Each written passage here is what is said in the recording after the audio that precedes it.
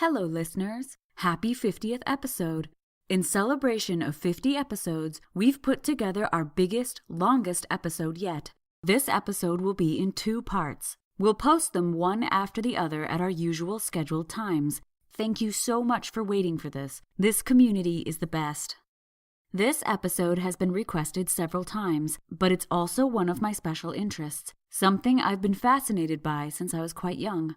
Few stories of true tragedy have stuck with me the way that the Dyatlov Pass incident has, and since we're coming up on the 60th anniversary of the incident this January, I felt that now was the time to do the story justice. I want to tell this story in as much detail as possible, in hope that one day the truth might be revealed.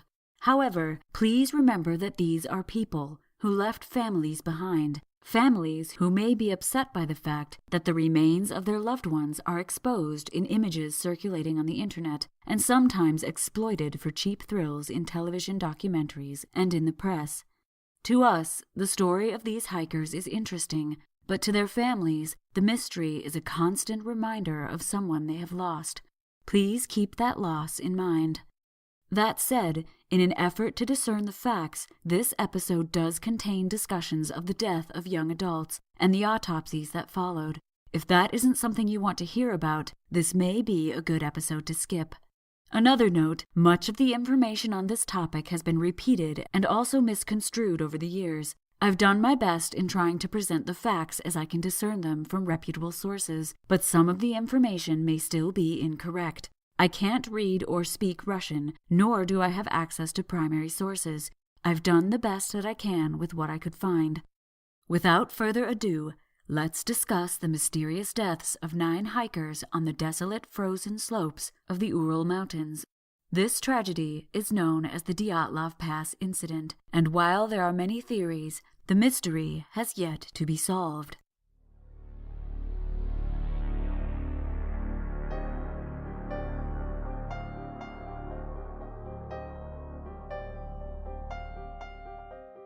Humans are fascinated by gore and violence, but even more so the mysterious and unsolved. Interest in these disturbing and unpleasant subjects is called morbid curiosity, and it has gripped hundreds of people throughout the ages. I am one of those people. My name is Hallie, and this is the Morbid Curiosity Podcast.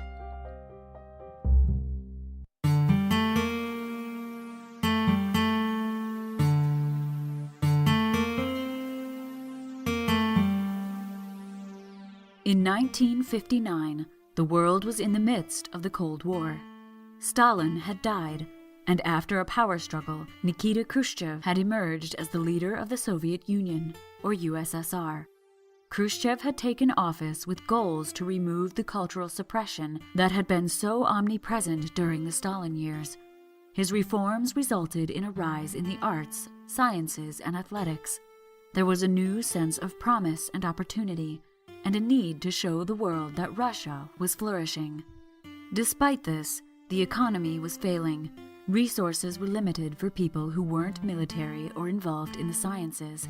If the common person wanted to buy anything, including simple things like bread, long lines awaited them at every shop.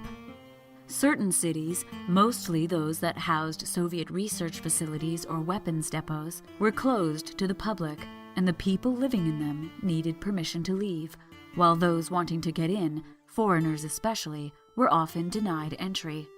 This was done to prevent any sort of foreign espionage into the Soviet capabilities. The media was also under government control, and huge events were kept out of the papers or underreported as the Soviets tried to present a confident and strong facade to the rest of the world.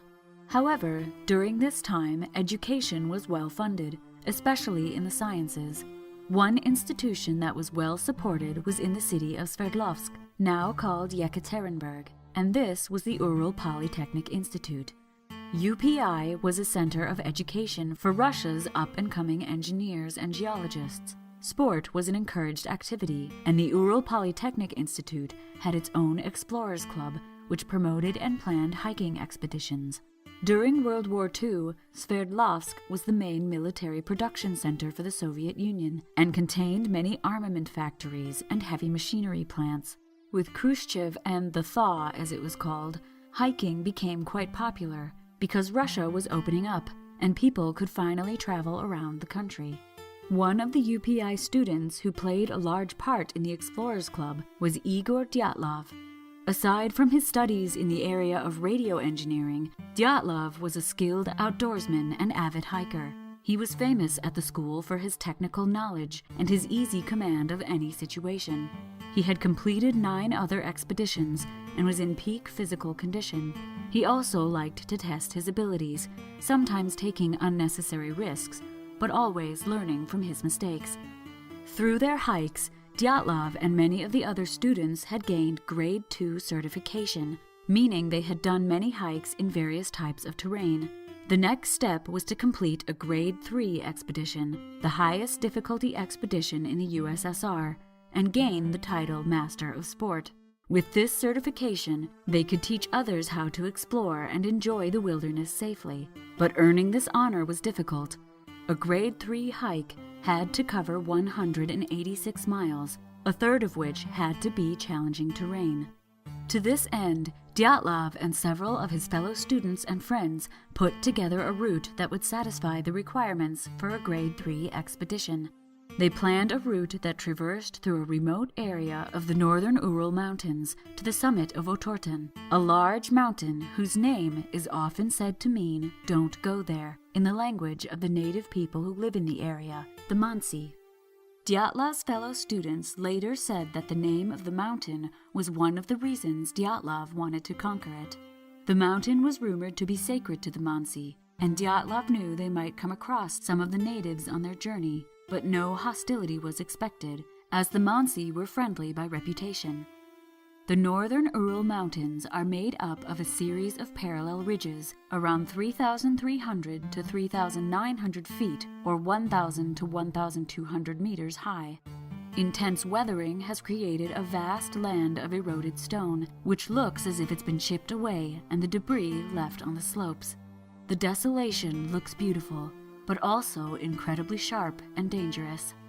Part of the range also includes areas of karst stone, which is full of caves and sinkholes. The area gets a lot of snow, but is often very dry and cold in the winter. The route, which was approved by Yevgeny Maslenikov, the head of the Explorers Club at UPI, was without major precipices and few challenging crags. However, there were crevasses and magnetic anomalies that could throw a compass off by 30%. The hike also included traversing a wind tunnel between Peak 1079, also known as Kolatsiakl, and Peak 880, both quite close to Otorten. Kolatsiakl has been mistranslated many times to mean Mountain of the Dead, but a more true translation is Dead Mountain, and this name refers to a lack of trees and plants on its slopes. The terrain in the Urals is taiga, an environment also known as boreal or snow forests, but it can also be quite barren. In winter, the weather is snowy and relentless, with few trees to ward off the icy wind, and even fewer settlements to retreat to if help is needed. The snow can be 3 feet deep, and temperatures can reach as low as -40 degrees Celsius, which is also -40 degrees Fahrenheit. The idea to do the hike in that area actually came from another UPI student who was part of the Explorers Club. Ludmila Dubenina, called Lyuda by her friends, was a 20-year-old student of construction industry economics. Despite being one of the younger members of the club, she had already led hiking groups, and though she was generally quiet, she was a strong and serious person. For example, on a previous hike, she had been shot in the leg when one of the other hikers had mishandled a hunting rifle. While she was being carried for 50 miles out of the mountains, she was in good spirits and endured the pain easily. She was an enthusiastic communist and was very outspoken. She also carried a little charm with her everywhere, a stuffed hedgehog on a keychain. Dubenina brought another member of the Explorers Club into the expedition, a young man she had hiked with before and trusted. Rustem Slabodin, also called Rustik, was 23 and better off financially than many of his fellow students, though no one could tell by his unpretentious and friendly attitude. He had already earned a degree in mechanical engineering, but he was also very musical and brought his mandolin with him everywhere he went. 6 other students were chosen for this expedition, people Dyatlov and Dubinina had hiked with before and trusted. These students were Yuri Krivanechenko, Zina Kolmogorova, Nikolai Brignola, Alexander Kolevatov, Yuri Yudin, and Yuri Doroshenko. Yuri Krivanechenko, called Georgy by his friends, was 23 and studying construction and hydraulics. He loved the wilderness and had gone on many expeditions. He was also thought of as the life of the party, always finding the fun in any situation. He had a talent for singing and storytelling, and people seemed to like him wherever he went. One of Dyatlov's constant hiking partners was Zina Kolmogorova, a 22-year-old student also in radio engineering. She was the type of person who could converse with anyone and was therefore much loved by many of her fellow students. It's also said that she was gorgeous, resilient, and strong, and loved the outdoors.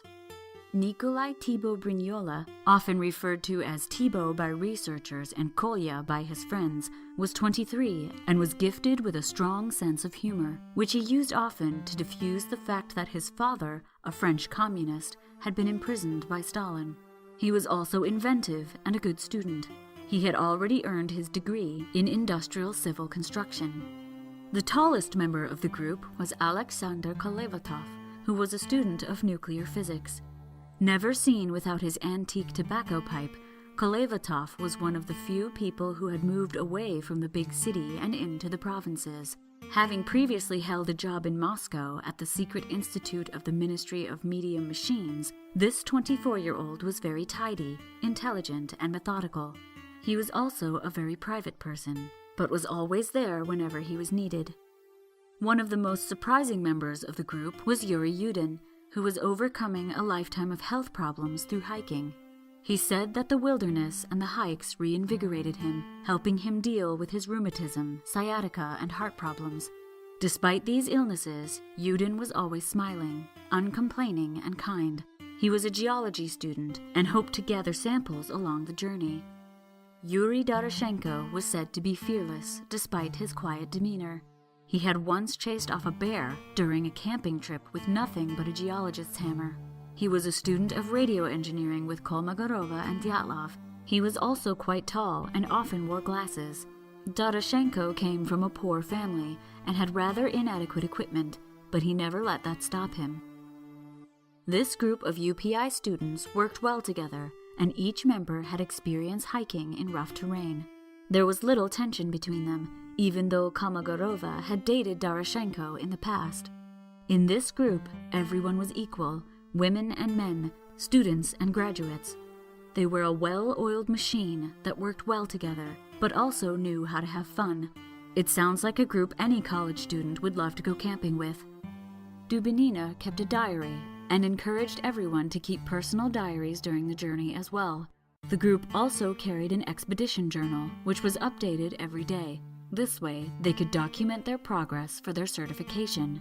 They would also bring several cameras for the same purpose. When they were ready to leave, Dyatlov unexpectedly brought in a 10th hiker, Alexander Zolotaryov, nicknamed Semyon, or Sasha.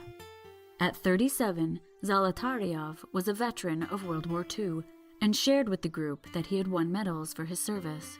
He also had many tattoos, which was unusual for the time. When he signed on for the expedition, he was a hiking guide, but he hoped to continue in the military after the trek. Dubinina wrote in her diary that at first no one wanted a stranger coming on such a difficult expedition, but as soon as Zolotaryov began singing along to Slobodin's mandolin, he was accepted into the group. It's been suggested that Zolotaryov's presence on the expedition was orchestrated by the local Communist Party committee. It wasn't uncommon for the Communist Party to send an escort with travel groups to make sure no breach in party protocol occurred, but usually these were groups traveling outside the Soviet Union. There are many theories as to why Zolotaryov went with the students, but I'll get to those in part 2. Either way, the group accepted his presence and continued on their way. Despite the fact that Dyatlov had built his own radio transmitter, the group did not pack a radio. This may seem reckless to us, but at the time it was quite normal. The radio equipment Dyatlov had built was large and heavy, weighing almost 88 pounds or 40 kilos, and smaller versions were not available to the public. It would have been extremely cumbersome, not to mention heavy, to bring a radio and batteries on such a long hike, not to mention that it might not even work in such cold temperatures. The rest of the equipment and supplies consisted of tinned food, a portable stove, a large 80-square-foot tent, bedrolls, lots of extra clothing, skis, ski poles, and other survival equipment, such as a map, compasses, knives, cordage, flashlights, and of course, Slobodin's mandolin. On January 23, 1959, the Dyatlov expedition set off by train from Sverdlovsk, traveling north with another expedition group led by a young man named Yuri Blinov. The whole group was going to Serov and then on to Ivdel, and finally to Vizhay, where the two groups would go their separate ways. The diary entries for this part of the journey are full of energy, relating the group's love of singing, poetry, and the wilderness. There was much talk of what love was, not specific relationships, but the nature of love. Though the group was made up of both men and women, there was nothing sordid or sexual going on between them. It was far more innocent than that, according to Yuri Yudin. The diaries also describe the hijinks the group got up to, such as having run-ins with the police in Serov for singing too loudly, and the promises of several group members that they would give up smoking for the journey, even Kolevatov. During the long train journey, Kolmogorova looked into the rumor that Otortan meant don't go there. Using a book by a native Mansi linguist, Tatiana Slinka, Kolmogorova also investigated rumors that 9 people had disappeared there in previous years. She found no proof of either in her search, but did note that the Mansi believed that the gate, or valley between the mountains, was a place to be avoided, and that it had been considered dangerous as long as the author could remember. After arriving in Serov in the early morning, the group waited for their next train at a local school, known as School 41. There they spoke to the children about tourism and hiking in Russia, a concept that was new to many of them. The children liked Kolmogorova so much, they begged her to stay with them. They even followed the group back to the train station in the evening and waved as the hikers left for their next stop. The group arrived around midnight in Ivdel, a center of the northern province of Sverdlovsk Oblast. Ivdel was surrounded by a complex of prison labor camps known as gulags, called the Ivdelag. These were forced labor camps that had originally been set up by Lenin but reached their peak usage during Stalin's rule. The camps housed a wide range of convicts, but many were political prisoners. Gulags are recognized today as major instruments of political repression during the Soviet era. Having arrived at midnight, the group had to wait for the bus that would take them to their next stop, Vizhay. When they arrived, they stayed in a hotel, which felt luxurious compared to their own homes back in Sverdlovsk. The next day they sought advice and a more updated map from the town forester. He advised caution along their route and helped them find transport by pickup truck to a remote woodcutting settlement called Settlement or Sector 41. That night, January 26th, the group stayed in the settlement's dormitory after making fast friends with some of the loggers. Dubinina's writing takes a turn here as she compares her own social skills to the ease with which Kolmogorova talks to people. She would stop keeping her own diary on January 28th. It was also on this night that Yuri Yudin began experiencing incredible pain in his back and legs. His sciatica and rheumatism were playing up, and he told the group he might not be able to continue.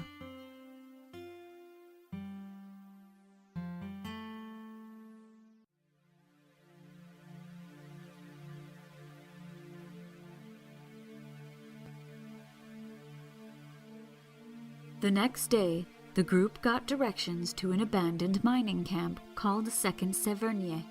The old camp had around 2,000 wooden homes, all abandoned some time ago, but the loggers told the group that there was one at least that was fit for them to stay in for the night. One of the loggers also agreed to pull their packs along in a sled so that the group could ski to the camp unencumbered. Along the way, Yudin made up his mind that he would stay the night with the group, collect a few mineral samples in the morning, and then return with the sleigh driver. The pain in his legs and back was just too much. This put a damper on everyone's mood, as relayed in the group's diaries. It was time to get serious, as this was the last stop in civilization. The rest of the journey would truly be in the wilderness, and the group knew the risks they would be taking. Yudin didn't want to put his friends in danger by slowing them down, and while they were sad to see him go, they all knew it was for the best. The next day was January 28th, and after collecting his samples, Yudin left for home, and the rest of the Dyatlov expedition began their hike in earnest. Yudin knew the group planned to follow the Lavza River, and then its tributary, the Auspia, into the snowy Ural Mountains toward Otorten. The rivers would take them within 12 miles of their goal, the summit of Otorten.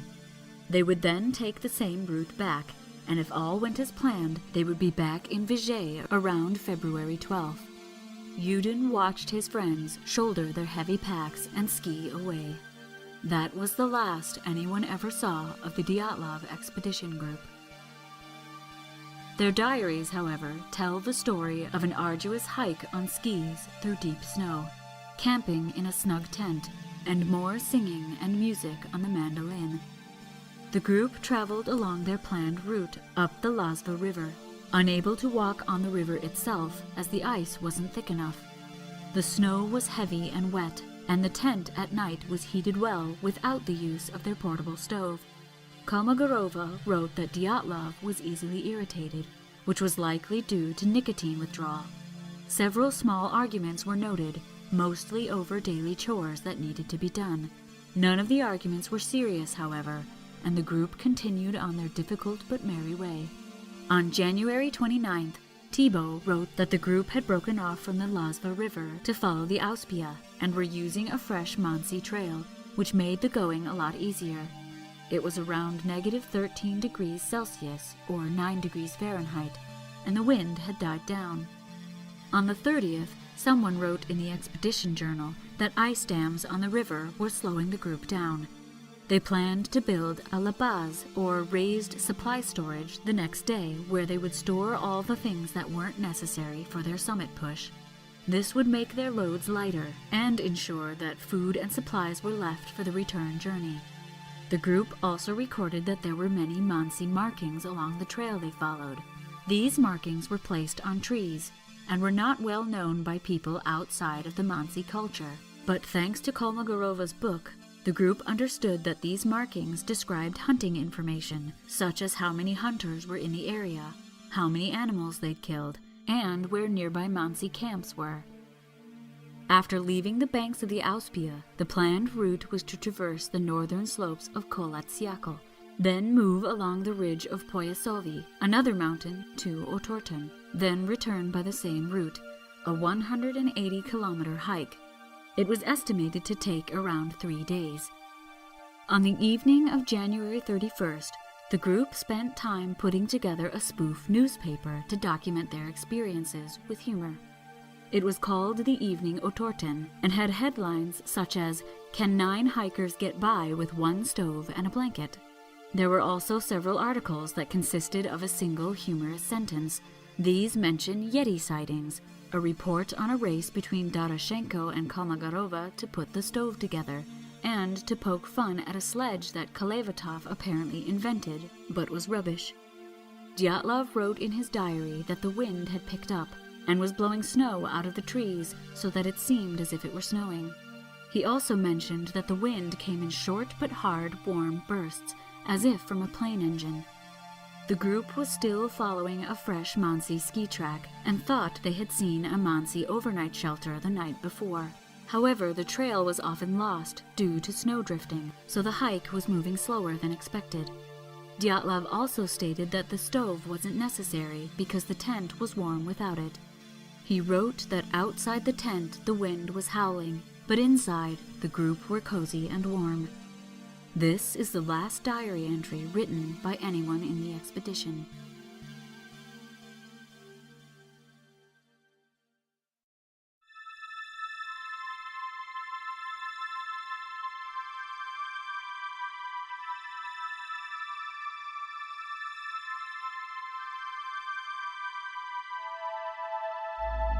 February 12th came and went, with no word from the students.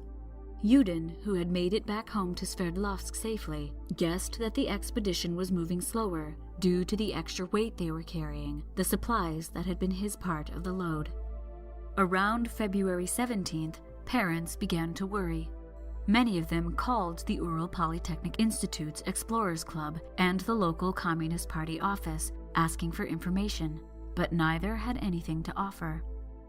When the group had still not checked in by February 20th, the Explorers Club called a meeting to arrange search parties, and several expedition groups that were already out in the field were contacted by telegram to halt their own expeditions, wait for reinforcements, and begin searching.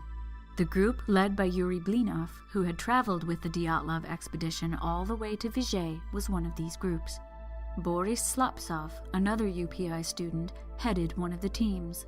Oleg Grabanik, another UPI student, and Moses Axelrod, an experienced climber from the area, also headed search teams. On the 21st, Moscow was alerted, and several search teams were dispatched, led by Captain Alexei Chernyshov.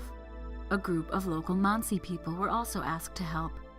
The whole search was coordinated by Yevgeny Maslenikov, the head of the Explorers Club, and Colonel Georgy Ortikov of the Soviet Army. Helicopters made sweeps of Dyatlov's route, which Maslenikov knew since he had approved it weeks earlier. On February 24th, a ski trail was spotted along the bank of the Auspia River. The trail followed the river and then broke away toward the ridge of Kolatsiakal. It looked old, but it disappeared in the trees due to snowdrifting. Another 2 days went by before search parties made it on foot to the pass between the two rivers. A local guide named Ivan Pashin traveled with Slaptsov's search party and tried to convince everyone that the entire expedition group had probably fallen into a crevasse. Slaptsov and another UPI student in the search party, Mikhail Sharavin, chose to press on in their search. They made their way out of the trees onto the bare slopes of Kolatsiakal. As they made their way toward the summit, they noticed a dark shape in the snow. As they got closer, they saw it was a tent, its support poles still standing, but the canvas drooping with the weight of the snow. It was pitched on the northeast side of the slope, 300 meters, around 1,000 feet from the summit. It had been set up on a flat area that had been dug into the snow, and was 500 meters, or 1,640 feet, off the route Dyatlov had planned. Snow walls had been built around it to shield it from the wind. The entrance stuck up out of the snow, but the rest was buried under 15 to 20 centimeters, or 5 to 7 inches of snow, which looked to have drifted up onto the tent with the wind. The snow had formed a crust and was quite firm, so it had been there for a while. A set of ski poles and skis were still propped up outside the entrance, along with an ice pick. A flashlight was found to one side, sitting on top of 20 centimeters or 7 inches of snow. Next to it on the ground were signs that someone had urinated. Pashin refused to approach the tent, but Slaptsov and Sharavin, terrified their friends were still inside, used the ice axe to slash open the side of the tent. Inside, all of the group's belongings lay untouched, including cameras, diaries, a flask of alcohol, and their snow boots. The members of the expedition group, however, were nowhere to be found. The search team was in shock. They hadn't considered their friends might be dead, and because of this, they didn't treat the area as a crime scene, and as a result, much of the scene wasn't preserved. That same day, prosecutor Vasily Tempelov opened an official criminal investigation into the case. It said he spent only 2 to 3 days on the case before he was replaced by another investigator, Vladimir Karateyev, who reported to the secretary of the Sverdlovsk Regional Communist Party Committee, Andrei Kirilenko. The party was now involved.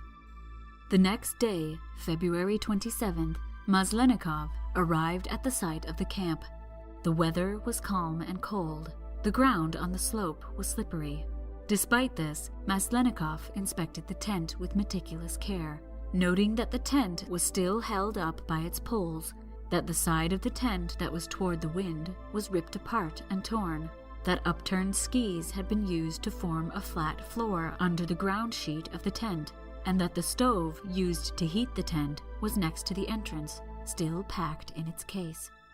Footprints of 8 or 9 people were identified, starting in a line near the tent and moving down the slope of the mountain toward the tree line. It was difficult to see any footprints right around the tent as the snow had drifted there, but 30 to 40 meters, or around 100 to 130 feet down the slope, there was a single file line of well-preserved footprints. However, the trail was lost about 1 kilometer, just over half a mile down the slope. One person appeared to have been in boots, while the rest were in socks or barefoot. They knew this because the toes were visible in the barefoot prints. These footprints were of a special type that only those of us who have lived in cold places will have seen or heard of. They were raised pillars in the shape of feet, instead of the usual depressions in the snow. This is due to the type of snow and the wind. If snow is soft, it becomes compacted under the foot, making it firm. This means that while the rest of the snow is blown away by the wind, the compacted snow remains, leaving a pillar with a footprint on top of it. The search teams followed the direction of the prints for about 1.5 kilometers, about a mile down the slope, to the tree line. There, a small clearing was noted at the base of a large cedar tree that was quite visible in the landscape due to its height. Sheravine noticed something dark close to the trunk of the tree. It looked like the remains of a fire. There were several branches laid next to it that had been cut from the cedar and other trees. Sheravine pointed to another dark spot, not far from the fire at the base of the cedar tree. It appeared to be a human knee. Carefully, the students dug around the spot and revealed not 1, but 2 bodies, Doroshenko and Krivonishenko. It wasn't obvious at first that one of the bodies was Doroshenko, as his face was completely covered in snow. The 2 young men were frozen solid, and neither had any warm clothes on. They were in nothing but their long underwear, and Krivonishenko's was torn away on one leg. Doroshenko's hand was burned, and beneath him lay several cedar branches. He wore 2 pairs of socks on each foot. There was blood on his ear, lips, and nose, and on his left middle finger. Krivonishenko's right foot was bare, and all that was left on his left foot was a torn sock. The matching sock was found half burned on the fire. Krivonishenko also had blood between his fingers and scrapes on his left shin. Lacerations covered the backs of both of his hands. The snow around the fire had been trampled, and there were various garments around it, but none of the other expedition members were found. Several small trees near the fire had been cut with knives, but no knives were found on the bodies. Several branches higher up on the cedar were broken, around 4 to 5 meters or 13 to 16 feet up, and the way they were broken suggested that someone had tried to climb the tree. Captain Chernyshov said in his official statement that it appeared that other people had been near the fire since the 2 young men had died, likely the other expedition members. Maslenikov stated that it was likely that Doroshenko and Krivonishenko had made a good fire, and as several thick cedar branches were burned through, it's possible it burned for over an hour. There were also several burned fragments of clothing around the fire, so perhaps they had used them for kindling. The tree, if climbed, had a very good view of the tent. That same day, Dyatlov was found, about 300 meters or 1,000 feet away from the fire beneath the cedars.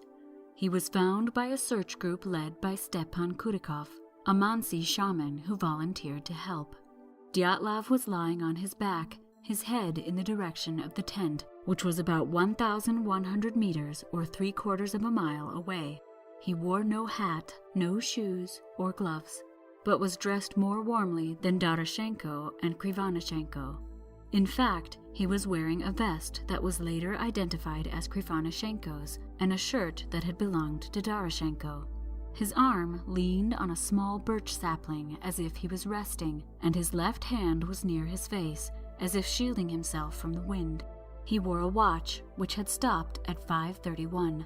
The search party didn't notice any injuries on his body. Georgi Admanaki, a UPI student who came to the scene on February 25th with a search group that included soldiers led by Vladislav Karolin, another UPI student, stated that it looked like Dyatlov was trying to head back to the tent when he died. Finding the bodies was devastating for the search teams, especially for the UPI students, many of whom had known and hiked with Dyatlov and the other members of the expedition. Where there had once been hope, there was now silence, but also a quiet determination to find the rest of the group. There were many search parties in the area now, some with search dogs, which had been brought in by helicopter. The teams moved between the tent and the cedars, searching for any sort of evidence that might tell them what had happened. One of the groups using dogs was led by Moses Axelrod, who had arrived on the slope on the 26th. About 630 meters or 2,067 feet from the cedar tree fire, Axelrod's search dog caught a scent and began to sniff around something in the snow. It was an elbow. After clearing 50 centimeters or about 1.5 feet of snow, a smaller female body was revealed. It was Kolmogorova. She was lying on her right side, face down, her head pointed in the direction of the tent, far up the slope. Her body position suggested she was trying to walk or crawl uphill. Her legs and arms were bent under her as if she were trying to maintain a position on the ground. Her face was a purple-red color, as were her hands. There was blood visible in several grazes on her face, but she had no other noticeable injuries. She was better dressed than the previous bodies, but she still wore no boots, only socks. In the following days, a methodical sweep of the area took place. Deep snow was probed with long poles at 1-meter intervals. No animal tracks or footprints were found in the area, including along the Lazva River. The bodies were carefully uncovered and moved to the base of Boot Rock, a roughly boot-shaped rock about 700 meters or 2,300 feet away from the expedition group's tent. This was also close to the base camp that had been set up by the search team, which was one of the only spots where it was safe for the helicopters to land. The bodies, as well as the tent, were soon transported by helicopter to Ivdel for autopsy at the prison morgue. On March 2nd or 3rd, 4 or 5 days after the first 4 bodies were found, the labaz set up by the expedition group was found by Slaptsov and Kurikov's parties. In it were cans of food, extra clothing, batteries, lamps, extra skis, and the mandolin. The fact that the group left the mandolin behind suggests that they knew they were going into the hardest part of their trek, and anything unnecessary to survive had to be left behind. A quick catalog was taken, and then the search teams took the food to support themselves, as it was difficult to get supplies into the area. Yuri Yudin, who had just been told his friends were dead, was summoned to Ivdel to identify their bodies and catalog all of their belongings. Yudin was visibly upset by his task, but he completed the sorting and the identification just the same. He was quite disturbed by the dark brownish color of his friend's skin and the strange positions they had been frozen in. The autopsies of the first 4 members of the expedition were conducted in Ivdel on March 4th by the regional forensic pathologist Boris Vaz Rojdeny and the city medical examiner Ivan Laptev. The examiners had been told the deaths were likely due to freezing conditions, but some of the injuries began to raise questions. I'm now going to describe the autopsies in detail, so if you're squeamish, you might want to skip this part. It was found that Doroshenko had a pulmonary edema, or fluid accumulated in his lungs, either due to injury or heart failure, and a pulmonary contusion, or a bruising of the lung due to chest trauma. This suggests blunt force trauma to the chest, either from a fall or a blow. He also had a grayish foam inside his mouth due to the edema. His hair was burnt in places, and he had bruising and scratching on the undersides of both arms and some on his left forearm. His shins had also sustained bruising. There was moss and pine needles in his hair. It's thought that Doroshenko was the one who had climbed the tree and possibly fell from it. Another suggestion is that someone or something put heavy pressure on his chest. The contents of his stomach suggested he had died 6 to 8 hours after his last meal. Krivonishenko was revealed to have bitten off a piece of his own knuckle, either to stay awake or to stifle a cry. The piece of flesh he tore away was found in his mouth. He had bruising on his forehead, temples, and right knuckles. There was also a large bruise on his left hip, and his legs suffered abrasions to the shins and calf. There were 3 cuts on his left thigh, and also on his chest. He had burns on his calf and his fingers. The tip of his nose was missing, but as there was no blood in the nose, it's likely scavengers removed it after he died. Some of the cuts on his legs and chest may indicate that his clothing was removed after death. The reddish-brown color of Dyatlov's face was already noted by Yudin, but more was revealed during his autopsy. It appeared that Dyatlov had been vomiting blood in his last moments. Both of his ankles and knees were covered in bruises, as were both of his knuckles. He also had bruising and abrasions on his face. Unlike Doroshenko, Dyatlov had no internal injuries. Kolmogorova was also covered in bruises, but had no internal injuries. She had a large oblong bruise on her waist on the right side, and other bruising around her eyes, mostly on the right side of her face. She had abrasions and more bruising on her knuckles, and was also found to be a virgin. The cause of death for all 4 was ruled as hypothermia, but what had happened before they froze to death? It's possible some of the bruising and abrasions could have happened during the hike, as they were going through rough and icy terrain. But what about Doroshenko's pulmonary edema and Krivonishenko's bitten knuckle? The tent was also examined at this point. The tear from the ice axe was noted, but there were also several cuts made with a sharp implement on the side of the tent opposite the entrance. There were pieces of fabric missing from parts of these cuts. After microscopic analysis of the cut fabric, it was concluded that the shape and character of the cuts indicated that the tent had been cut from the inside. This information caused lead investigator Koroteyev to drop his suspicions of the Mansi. If the tent was cut from the inside, it had to be something that happened inside the tent that caused the hikers themselves to cut open their shelter. Back on the frozen slopes, Karoline's search party found the body of Slobodin on March 5th, just a day after Slobodin's own father had left the search party in defeat. Slobodin was found 480 meters, or 1,575 feet, from the fire. He was covered by 50 centimeters, or 1.75 feet, of snow, and was found face down, his arms spread out wide, with his head in the direction of the tent.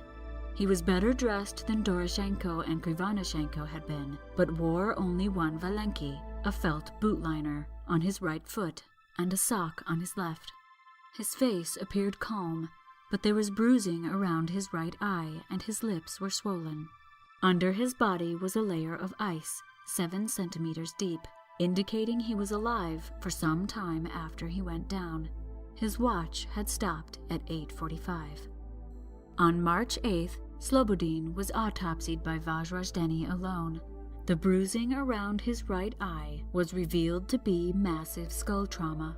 He had bruising on both sides of his head, swelling on both cheeks, and a fracture running alongside the sagittal suture of his skull on the left side of his head. Vozrozhdeny suggested this fracture was due to a blunt object. This trauma could have resulted in confusion and a lack of coordination that may have quickened his death by hypothermia. The icy bed beneath the body not only indicated that he was alive for a little while after he lay down, it also indicates that he died in the spot where he was found.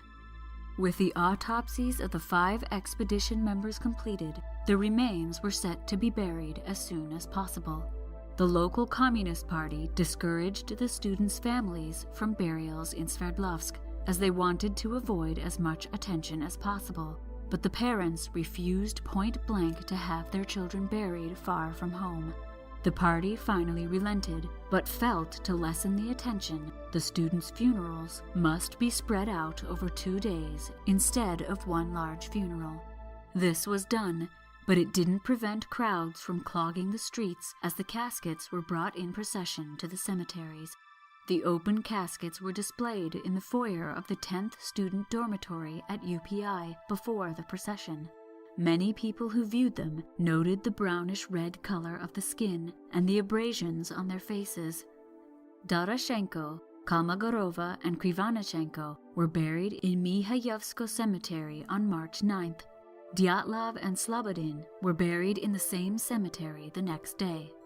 Young Yuri Kuntsevich, then only 12, saw the darkened skin on the bodies and the intense reaction by all of the families and fellow students, and was deeply affected by the tragedy. He later made it his life's pursuit to find the truth, and started the Dyatlov Memorial Foundation to that end. Meanwhile, the search team continued to comb the slopes of Kolatsiakol for the last 4 bodies. They worked every day in snow that was knee to waist deep. The searchers talked of the dead, wondering what had happened to them. Some of the students wondered if the others had rebelled against Dyatlov, who could be rather totalitarian according to some of the people he hiked with. Others wondered if perhaps an avalanche had hit in the middle of the group's meal. The search team all lived together in an army tent.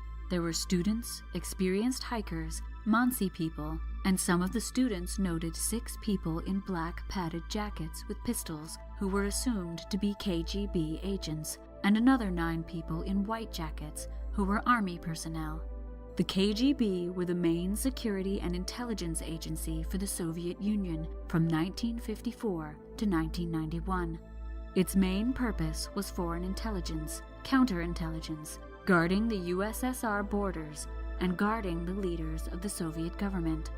They were also sometimes used as a secret police, which operated outside the law against anyone who spoke out against the government.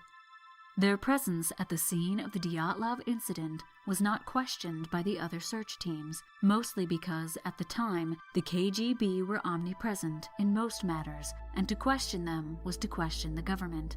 I'll go into the theories about the reasons for their presence in Part 2.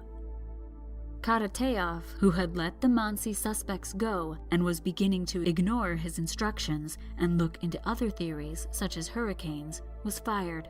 The criminal prosecutor of Sverdlovsk, Lev Ivanov, was brought in. There is some confusion about exactly when Karateyev was fired and when Ivanov was brought in. Some sources say Ivanov was present for removing the items from the tent, but that Karateyev was also present. It's possible they worked together for a time, but from the sources it's not clear. Either way, Ivanov was very keen to learn the truth about what had happened to the Dyatlov expedition members.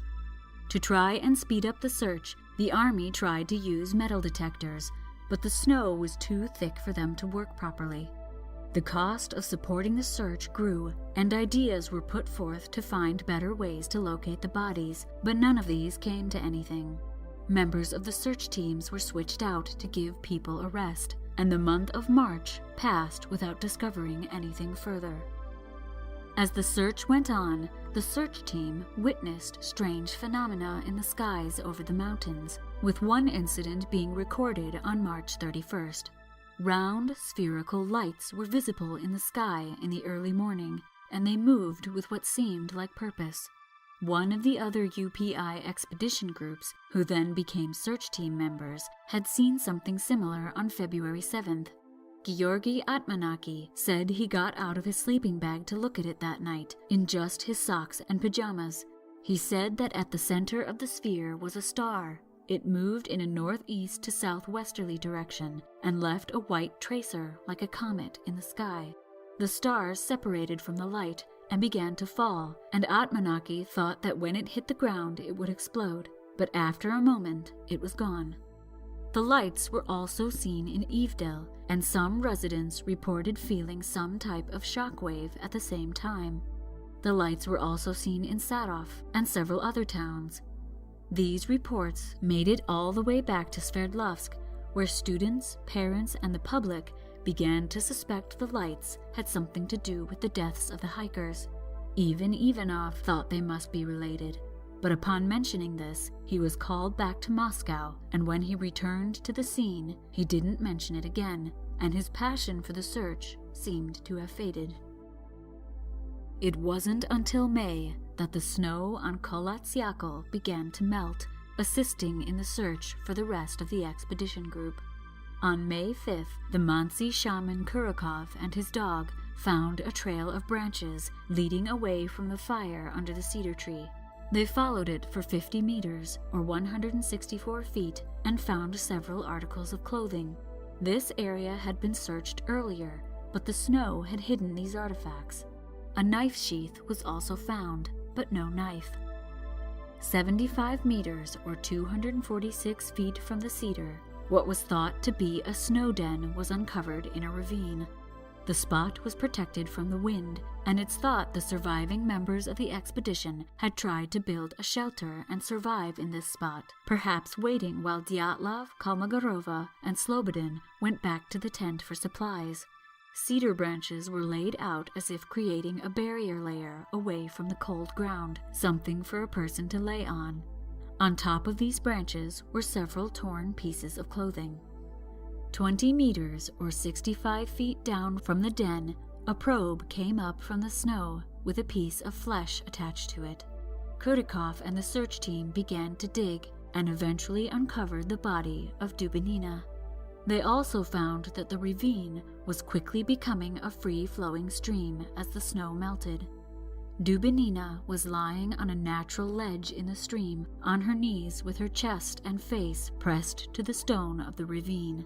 Her face was pointed upstream, and water had been continually washing over her. She was dressed warmly, but wore only a sock on one foot. The other was wrapped in a sweater that had been tied in place with strips of Krivonichenko's long underwear. She was also wearing one of Krivonichenko's sweaters. Thanks to the running water, her body was in a state of decay. Much of the skin on her face was missing, as were her eyes and her tongue. Zolotaryov was found not far upstream from Dubinina. His body was also in a state of decay, and his eyes were also missing, as was some of the skin from his forehead. There was a noticeable open wound on the side of his head. He was dressed well, but his coat and shirt were unbuttoned, as if he had been too warm. He wore a pair of handmade leather shoes, known as burka, which was better than being barefoot, but not capable of keeping his feet warm for long. Zolotaryov also had a camera around his neck, but unfortunately, the ice and then melting process had damaged the film. This camera made two that he had brought on the expedition, and Yuri Yudin swore the group had only brought 4 cameras, all of which were found in the tent, one attached to a tripod. It's said that one of the students in the search team noticed a notepad and pen in Zolotaryov's hands as well, but these were removed by Colonel Ortyukov, who flipped the notebook open, cursed, and said he has written nothing. Kolevatov was found right next to Zolotaryov, almost shielded by his body. The skin on his brows was also missing, decayed away in the warming temperatures. He also had an open wound behind one ear, and his neck was sitting at a strange angle. His skin was tinged a grayish-purple color, and the skin on his hands and feet had begun to macerate or peel away. He was dressed for the temperature, but again had no shoes. His socks showed some signs of fire damage, and his jacket was also found unzipped, burned on one sleeve and torn on the other. Thibault was found only 30 centimeters, about a foot, from the other 2 men. His body was also quite decayed. An autopsy was required to know more. He was dressed very well for the weather, with many layers, including Valenki on his feet. He wore 2 watches on his left wrist. One had stopped at 8:15, and the other at 8:39. All three men had their heads positioned in the running water of the stream.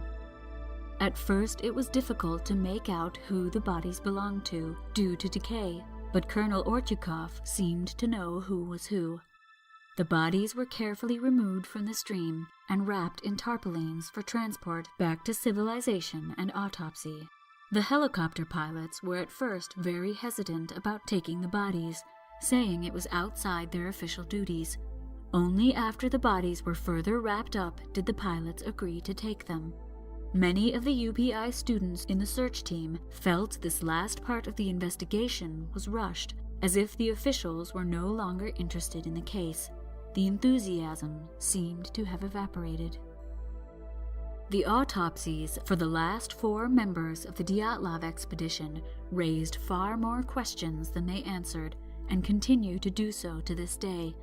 The analysis was done on May 9th at the morgue in Ivdel, again conducted by Vaz Rajdeni. The decay made these autopsies slightly more difficult, but even in a decaying body, it's hard to miss massive internal injuries. Dubinina's nose was broken, and her 2nd through 5th ribs were broken in 2 places on her right side, and ribs 2 through 7 were broken on her left side. Some of these broken ribs had punctured her heart. Breaking a 2nd rib is very difficult, as it's generally protected by the clavicle. It's said that no bruising was noted around the site of the injury. She did, however, have a bruise on her left thigh. As for her missing tongue, Vaz Rajdeni only wrote that it was missing, and gave no other information. Dubinina's stomach contained coagulated blood, which some researchers suggest means that she was alive when her tongue was removed, but the blood could also be due to internal bleeding. Vaz Rajdeni also stated that Dubinina would have only lived for 10 to 20 minutes after the impact on her chest. The cause of death was reported as a hemorrhage to the right atrium of the heart. Zolotaryov had similar injuries to Dubinina. His 2nd through 6th ribs were broken on the right side, some of which had detached from the sternum. This is called a flail chest. He also had hemorrhaging in the cardiac and pleural tissues, or heart and lungs, indicating that he was alive when this injury was sustained. No bruising was noted around the injury. His eyes were also missing, likely due to decay. Kolevatov was also quite decayed. When a human body freezes and is then removed from the cold, decay speeds up rapidly. It's possible this is the reason the autopsy report on Kolevatov's body is very vague, and mentions a deformed neck with no other details. There could of course be other reasons for this lack of detail, but we'll get into that in part 2. Thibault had the fewest injuries, but one of them was massive. He sustained multiple depressed fractures to his temporal bone, with extensions of these fractures spreading to both the frontal bone and the sphenoid right at the base of the skull. An injury like this does not occur from a fall. Again, there was no bruising on the skin around this area. It's very likely this injury had rendered him unconscious. Vaz Rajdeni likened it to an injury sustained in a car accident. These autopsies included tests for radioactivity, which were ordered by Ivanov at the last minute. This was not a regular part of a criminal investigation, but Ivanov insisted. It's not known if he did this out of his own volition or if he was ordered to do so. All of the clothing on the last 4 members of the Dyatlov expedition showed trace amounts of radioactivity, but there were several items that had higher than normal readings. The brown sweater that had belonged to Krivonichenko but was worn by Dubinina was found to be radioactive. Zolotaryov's sweater was radioactive at the cuff, as were the lower cuffs of his trousers.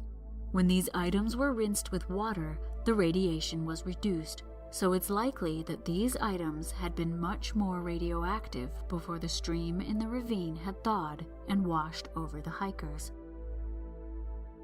The details of these autopsies were not released at the time and only came to light in the 1980s after the fall of the Soviet Union and the increased transparency of the government brought on by Mikhail Gorbachev's glasnost and perestroika policies. Yudin and the families of the expedition members had no idea of their loved ones' injuries until 40 years after the incident. It was only in 2009 that stealthy photocopiers, likely students, pieced together the entire case file for the Dyatlov Pass incident. Images from the case also became available in 2009 thanks to Lev Ivanov's daughter, who donated nearly 500 of her father's archived photos to the Dyatlov Foundation. On May 12th, just 3 days after the autopsies, Dubinina, Kolevatov, and Thibault were buried in Mihailovsko Cemetery with the other members of the expedition. Zolotaryov was buried in Ivanovsko Cemetery. These funerals were not open casket due to the advanced stages of decay. On May 28th, the Dyatlov case was closed, despite the number of unanswered questions. As head investigator, it was up to Ivanov to give the statement as to what had happened on the frigid slopes of Kolatsiako. He stated that the deaths were due to a series of mistakes made by Dyatlov in deviating from the original route and pitching the tent on the slope instead of in the forest. Ivanov's last words on the matter stuck in the ears of all who heard them. It is concluded that the cause of their demise was an overwhelming unknown force, which the hikers were not able to overcome. What really happened to this day remains a mystery, but many theories were proposed at the time and right after the release of the case files. But that is the subject of Part 2. We'll cover these theories and more details about the investigation in Part 2, so tune in to the next episode to hear about these theories. For now, remember the lives of the 9 hikers that were lost on the slopes of Kolatsiako, and keep tending that spark of curiosity.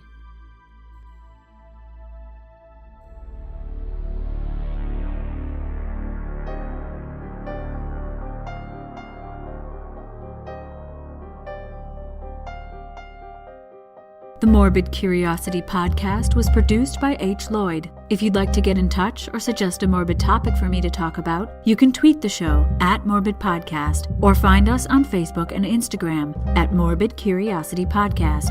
If you like the show, please share us on social media and give us a rating on iTunes. Thank you to everyone who commented, suggested topics, shared MCP posts, and liked or followed the MCP on Facebook, Twitter, and Instagram. People like Lena, Lisa, Tava, Nigel, Jordan, Jim, Kelly, Lee, Flynn, Amy, Leanne, Bitter Sugars, Wallace is a Dead Tree, 81 Deities, and the Black Theologian. Arya and Bridget have my eternal gratitude for becoming patrons on Patreon. And a huge thank you to Rachel and Lacey for upping their pledges. Thank you. Because of you, the listeners, our creepy community is growing, especially on Facebook, so head over there to engage with other listeners, discuss episodes and news articles, and share your own creepy stories. The MCP is part of a wider creepy community known as the Belfry Podcast Network. Check out the other shows on the Belfry Network at www.thebelfry.rip. As I said before, if you really like the MCP, please consider becoming a patron on Patreon. You can also give one-time donations by going to our website, www.morbidcuriositypodcast.com, and clicking on the donate button. You can also help the show by going to our new Amazon wish list at bit.ly/morbidwishlist. On the list are things that will help us improve the podcast, improve our workspace, and some things that are just for fun. If you prefer to write to us with a good old paper and pen, our new mailing address is available on our website. On our website, you'll also find links to all our social media, links to our sponsors, and other ways to contact us. Don't forget, we still have a few MCP enamel pins left, so if you want one, go to bit.ly/morbidpin to get yours before we run out. Part 2 of the Dyatlov Pass incident will be out in the near future. I can't give you an exact date yet, as my parents are visiting for the holidays, and I want to spend as much time as I can with them, but I promise it will be before the end of December. Thank you all again for your patience. You really are the best podcast community out there. We are eternally grateful for your support. My name is Hallie, and until next time, thanks for listening.